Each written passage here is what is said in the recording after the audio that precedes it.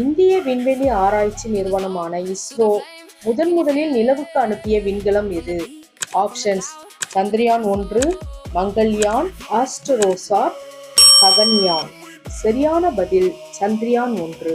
தமிழ் மொழி செம்மொழியாக இந்திய அரசால் எந்த ஆண்டு அதிகாரப்பூர்வமாக அறிவிக்கப்பட்டது?